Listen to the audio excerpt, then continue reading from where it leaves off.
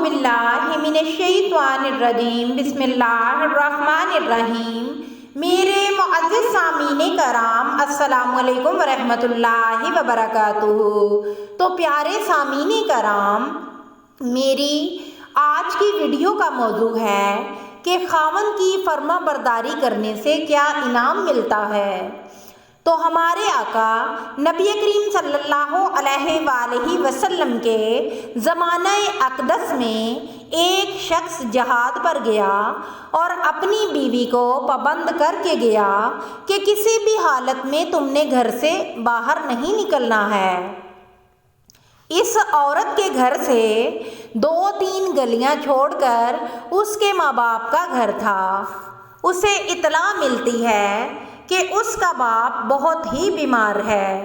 اس کا دل مچلا، باپ کی محبت میں تڑپی اور جب مجبور ہوئی تو نبی کریم صلی اللہ علیہ وآلہ وسلم کی خدمت میں کسی کے ہاتھ پیغام بھجوایا کہ حضور اجازت دیں تو میں اپنے باپ کی بیمار پرسی کے لیے چلی جاؤں، حالانکہ میرے خاوند نے مجھے منع فرمایا ہے، تو آپ مجھے بتائیں کہ میں کیا کروں۔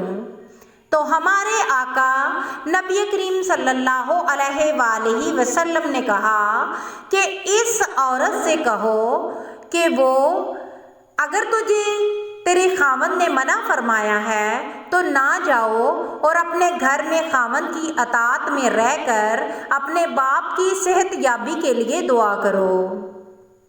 وہ روتی ہوئی، تڑپتی ہوئی جائے نماز پہ بیٹھ جاتی ہے اور اپنے باپ کے لیے دعا کرتی ہے، اور جب شام کو اسے اطلاع ملتی ہے کہ اس کا باپ وفات پا گیا ہے، اب پھر وہ نبی کریم صلی اللہ علیہ وآلہ وسلم کے پاس کسی کو بھجوا کر مسئلے کا حل ڈھونڈتی ہے کہ میرا باپ اب تو وفات پا گیا ہے، اب میں اپنے باپ کا منہ دیکھنے کے لیے چلی جاؤں۔